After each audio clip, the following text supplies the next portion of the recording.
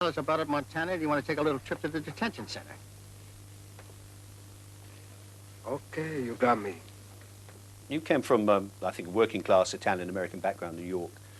No doubt, well, I know that you had to struggle in the early days, and then suddenly in your third film, Godfather, you're transposed into a huge, great international star. I would have thought that that must have been very hard to adapt to. Yeah, for me it was a difficult adjustment, because on top of being, at the time, being in a successful film like Godfather, there was the other side of it, which is the visibility. So not only is it, I guess, difficult for certain people anyway, at least me, to deal with success, it was also difficult to deal with visibility, because I was the kind of person who enjoyed blending and moving around in circles that I could observe and be a part of. And one of your newspapers once described me as shy and retiring, and I thought that was very comforting to hear. And kind of, I took it as a great compliment. But having this kind of image of myself anyway as being somewhat shy, it was always difficult for me to encounter people and respond immediately. It would always take a while. So after the first sort of relative success on stage, and second, I had a few successes in New York City, it was easier for me to deal with people but here's the double-edged sword to it. On the one hand, I was accepted without having to earn it. And I think it was the discovery that I didn't have to earn relationships, that they came automatically because you were accepted automatically. So one didn't have to call on the very things in oneself that you bring to the floor when you're trying to communicate with someone. So you arrest these feelings and these ways of communicating, and by arresting them, it's sort of disconcerting. It makes it difficult for you. It disconcerted others too, didn't it? Because you did have a reputation at one time for being somewhat reclusive, somewhat unapproachable, not easy to get on with. Yeah. Well, that came mainly because I had I took a posture early on in my career that it was the acting and doing the parts that I was going to sort of speak to that, and that I felt that an actor animated, and if we know too much about an actor, that somehow it takes away from how we will accept the character they're playing. Now, this was an idea I had, and it was a significant idea to me. I don't really believe that as much anymore, although I think there's a certain extent.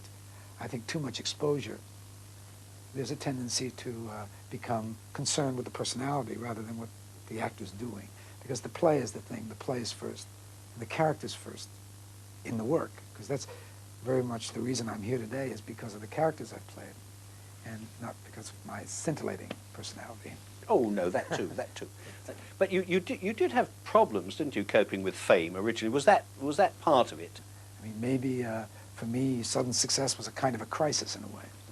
And although I was close to 30, I still feel that, you know, age is relative. You know, my maturity maybe didn't take place till later. I found that I had to cope with it in a way, and one doesn't want to get into a kind of a fetchy phase about something so wonderful as the success of what you do. So you try not to pander to yourself and your subjectivity about it, because it's kind of odious if you go on about how miserable your life is when you've gotten something that everybody wants. So I really want to say that it was never really that bad for me, because, as I say, I was lucky and have been. What sort of things do you look for in a role? I mean, for instance, in Scent of a Woman, what was it in that part that really attracted you? You read the script, I guess, and usually I don't think I can do anything. I don't think I'm right for anything or can do anything. That's how I start. And that seems to always have been the case with me. That's why I sort of prefer seeing things, plays and things. And then when I see the part, someone acting in it, then I get a sense of what it is, like I was looking at a model, if I were a painter. That's why I like to do real characters that really exist, because like Frank Serpico was a real person, so I could look at him and I have something that I could mold or sketch or paint finally. So when you just have the text, you know, you're involved in the text. And with this particular piece, I heard there was an echo there, something about his tragic flaw in this character. It stimulated me and gave me some kind of a sense of something that I could possibly reach for. Good afternoon, sir. Where's our destination? Our destination, New York City. Home of the brave. Yes, sir. We got 2 for the shuttle to New York. I'm not shuttling anywhere. Look at those tickets. It's first class written on. Yes, sir. First class. Colonel, you bought me a ticket? I never said I'd go to New York. Come on, what are you, some kind of chicken shit? Sticks to job description only? Gate 46, sir. As you were, Sergeant. Thank you, sir. Which way's the door? Are you blind? Are you blind? Of course not. Then why do you keep grabbing my goddamn arm? I take your arm. Sorry. Don't be sorry. How would you know? Watching MTV all your life. I like to use the image of dancers sometimes, where a dancer works and practices all the moves for hours, days, and weeks, constantly, only to go on stage to forget them, so that they have freedom, so that's sort of, they are, in a way, teaching their unconscious. Then they can go out and sort of go for it. And talking of dancing, there's a lovely dancing scene in Scent of a Woman when you do the tango with the girl that you, as it were, picked up in a very nice way in the bar. Now that, presumably, are you a tango expert, or No. did you have to learn this way? No, I had to learn tango. Well, you did it very nicely, if I may thank say you. so. Thank you.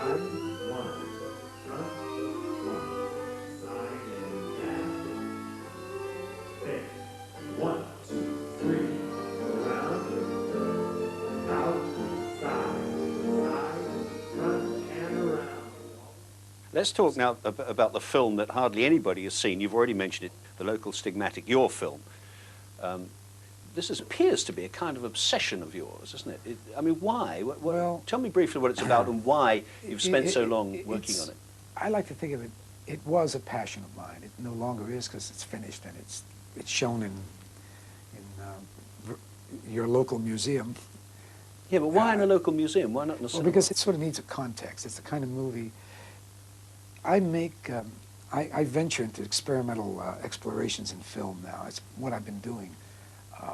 Partially, my movie career supports that. After a steady diet, so many years of being in situations where you have to produce something, you're being paid a lot of money, so you have to come through with the goods, and a lot of people have to come and see it in order for it to be successful. So you're riding on that line constantly, and it's a kind of a pressure that I think sometimes pulls at you and sort of can restrict you. And here's an opportunity to work experimentally and exploratory stuff and get into that kind of a vein. Because you financed it too, didn't you, Yeah, this film? and so this is the idea of it, really. So the whole idea of it, the metaphor for it is to explore myself. This fellow I went with said, "There's yours. There's your dog, Hermosa of Selsden." So I looked at it. I swear to God, Ray. I looked back again. They lengthened to 14. I thought, everyone has gone mad. I said, everyone has gone mad. Then you won't believe it, Ray. I'm watching the dog, right? And they're marching it around and back again. And just as they were about to put the dog in its trap, he stops, dead in his tracks. He tightens up, shivers, lowers his little ass, and has the mother and father of all dumps right there. Dog was 52 pounds as it was. After that lot shot through his glory hole, he was nearer 40. Won't make much difference. Of course it does. Ray, that's how to catch out those eggs in the ring. Ray, they got their backs to the dogs and the dogs' psychology. If somebody came to you and said, look, show me something that typifies what you do, is The Local Stigmatic, is that the film that you would show? That's a good point, because if anyone seeing that film would say, that's a part of Al that he is involved with, that kind of reach, whatever the reach is. Because it's a favorite saying of mine, that a man's reach should exceed his grasp, or what's a heaven for. So one's reach in popular movies may not be as you know, you might not go as far because it's too much of a risk. There's too much at stake, and you're liable to be shot down for it. And it's nice to reach and risk when you know that it's about something that you have a passion for. But if you're just you're doing a job and you're sort of doing it for someone else who's going to put you together and cut this movie the way they feel it should be cut and put it together the way it should, then there's a reserve about that. You know, although I do believe in risking even within that context.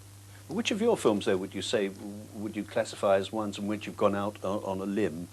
I mean, for instance, the one that everybody now regards as your comeback picture after the layoff, Sea of Love. I Yes. mean, that in many ways was a kind of dangerous thing for you to do, wasn't it? Well, I don't think it was as much. No, I think it was a familiar character.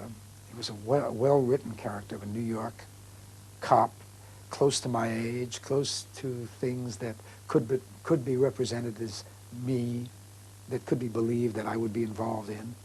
And I think that I was more believable in a part like that.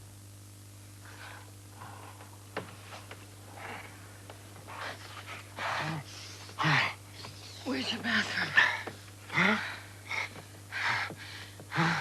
Where's your bathroom? Where's my bag?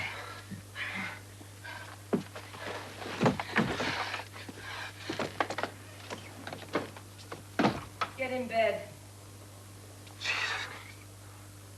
Oh, my gosh. Oh, I can't believe it.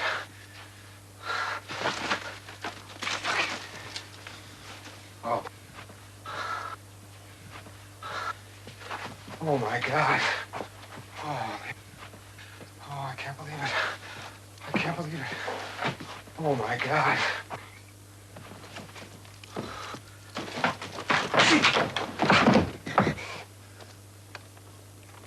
I was surprised by the kind of success it got, but I do think that it wasn't as much a risk as, say, a Scarface was, which was a kind of a reach in a larger sense that De Palma wanted to make a movie that was, I guess, speaking to a certain kind of phenomenon that was happening in our time in the 80s.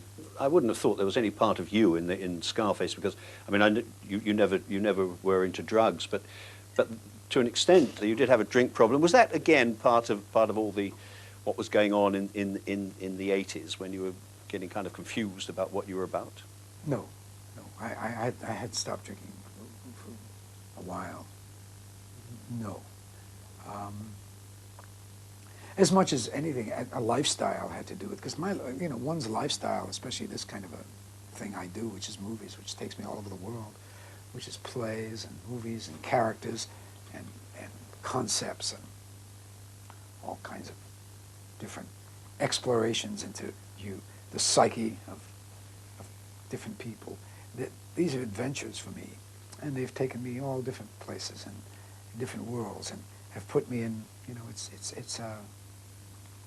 So you go through phases, I guess, and I don't believe Scarface was an extremely healthy time in my life. You know, the one thing everybody warns you about when you say, Did I answer your question, though? I wonder.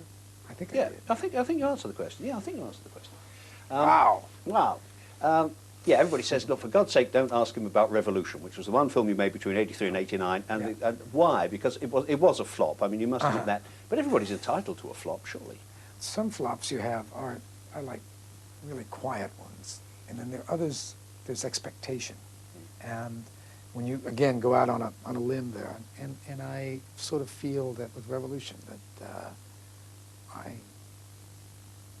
I was this way about doing it. I didn't know if I should or shouldn't. But again, the thing is, you do a movie like that, and the memory of that movie, the actual filming of it, and the living through that time and that period 200 years ago, is about the most memorable movie I've ever made in that respect.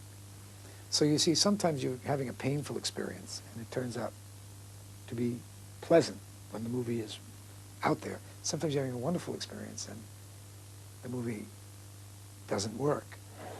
40, that's it. Coming next? Wait, where's the rest? What rest, mister? $70. They've been devalued. That's all them old Continentals is worth now. You take it or leave it.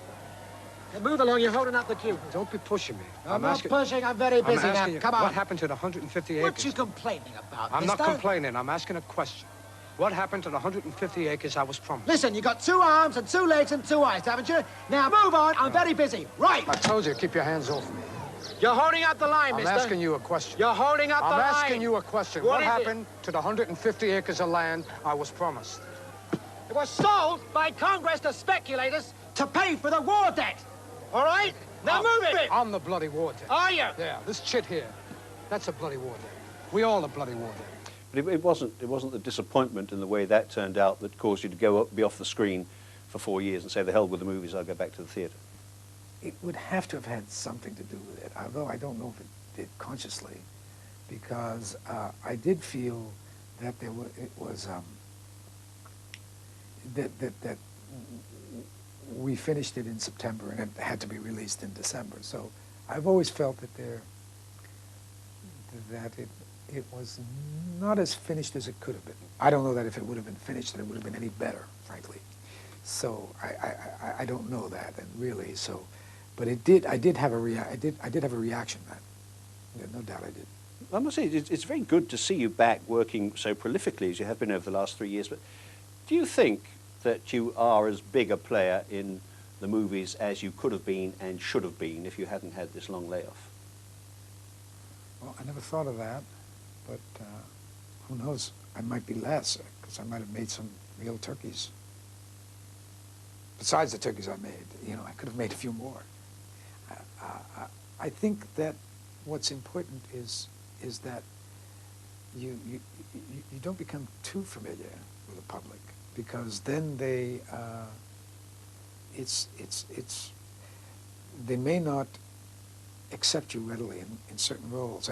Like when I saw Sea of Love, I remember saying after I saw it, well, it'll be a while before I try that kind of character again, because you know, you can grow tired of a thing.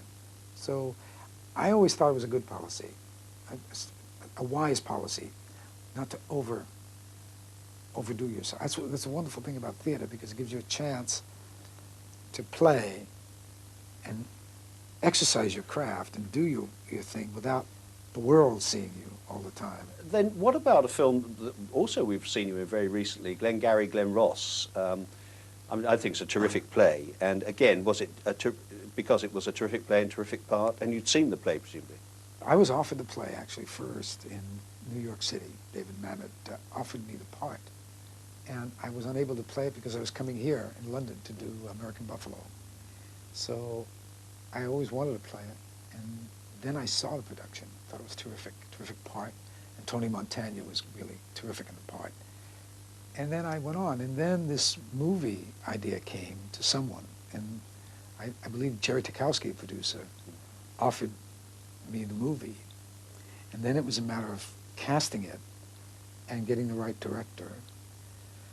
And because it's a certain kind of movie, it's not a, you know, it's not the kind of, it's a play really. And when you're moving a play and making it a movie, and sometimes the transitions work marvelously, like in The Dresser, for instance, or other plays that I've seen that have been movies. And sometimes they don't quite connect. So this, especially this, because this was really pretty much verbatim what the play was. So it was important to find a cast and a director that could make that transition. A hell of a cast. I mean, there's Alec Baldwin and Alan Arkin, you, Jack Lemmon. I imagine you didn't all go play for your full fees, otherwise they could never have got it on screen. No, you couldn't, no. So everybody took a major reduction in salary, and so we worked it together like it was a play, as if it were a play. And we spent the 2.5 weeks rehearsal, and then we shot it like a play in order. Please don't leave. I'm going to talk to you. What's your name? Are you talking to me? That's right. My name is Richard Roma. Wait. Where are the phones? They stole they stole. What kind of an outfit is it when people... They stole the phones. When criminals come and they steal the phones? They stole the leads, they stole the phones, they stole the... Oh, Christ.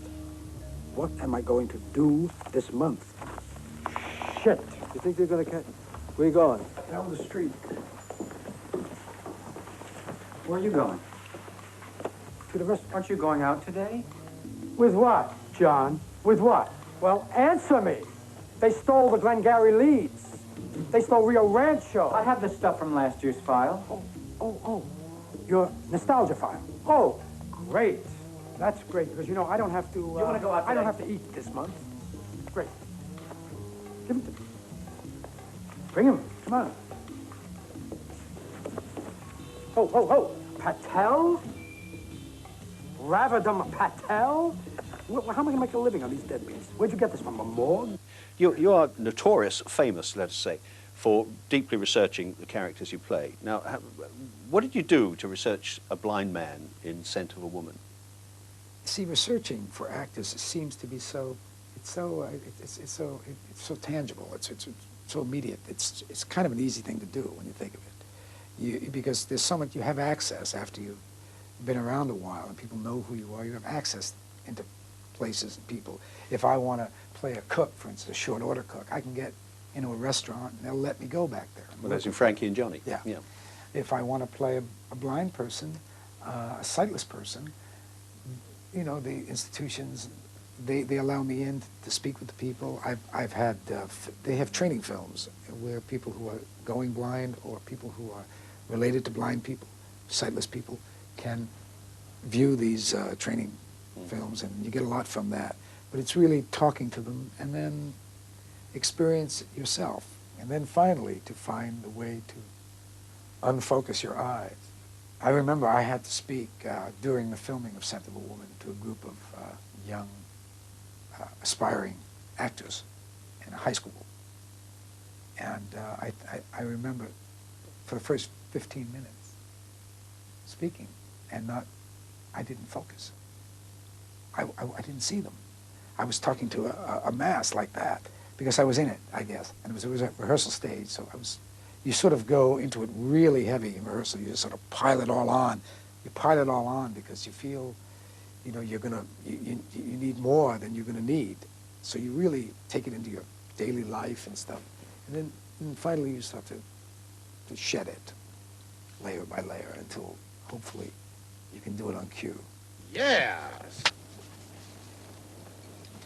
Jack Daniels, You bet. diet slice, The old diet slice. and a water. Thank you, Daphne. Certainly, sir.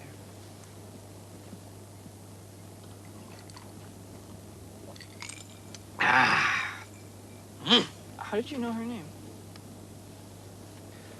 Well, she's wearing Floris. Now, that's an English cologne. But her voice is California Chickie. Now, California Chickie, looking for English lady. Call her Daphne. Oh, big things may happen to that little thing of yours. So what about now? I mean, you are now in your 50s. I know you've often quoted Freud as saying all we have is work and love. Have you got both of those things? Are you a happy man now in your 50s? All we got is work and Prozac. Have you got those things? Yeah, I got both, work and love, sure I have it. I have children, I have my friends, I have people that are close to me. But you've never married. Is that likely to change? Is there any reason why you've never married? I'd imagine there is, but certainly I don't know what it is. Maybe Freud does. You have no Work and aversion love. to it personally. I felt like I've been married a couple of times, but I guess it's different when you really have been. I don't know. It's felt like something like that without it ever being a contract that was so-called legal, I guess. But I feel that I would, I certainly would consider it. It's not beyond consideration. Absolutely not. You are now in your early 50s and presumably set in your ways. It must become That's what I increasingly mean about difficult that to chronicle adapt. age, that chronicle age thing. 50s, yeah, certain things. But the maturity level, it's all different. We develop differently in different areas. at different times, I guess. I sound like I'm smart or something, don't I? Sounds very smart and very It does mature, sound- if I may say so. Yeah, I heard that echo too. Maybe let's make a movie of it, I guess. So what does the future hold? Well, it's, I'm going to that great city, Paris, in a couple of days. The future, movies and work. Yeah, those are the it's things. it's work. I'm fortunate. I have things that I'm going to be doing. And I'm doing some more of my experimental, exploratory stuff. I'm sort of snooping around with the camera and playing around with stuff, and then I'm going to go make a movie in March. And I hope that after that I can take a couple of plays I've been doing and tour with them, and maybe come here and go on a European tour. It's my wish, actually. So chronological age or no chronological age. It's going to be this new catchphrase. This new or modern, present day, mature Al Pacino. Are you a much happier man than you were? I don't know, before, certainly before the layoff. I don't know. Happiness seems always just, within reach, and so maybe I have it sometimes when I look at my child. I have it when I sometimes have a moment of whatever. I have it. I know the feeling, and I think I've had it before, too, because it reminds me of something I had. Maybe it was 9 and a half. I was 9.5 years old, and I was napping. I think that's what that was. Well, I hope you get some more of it in the future. Thank you.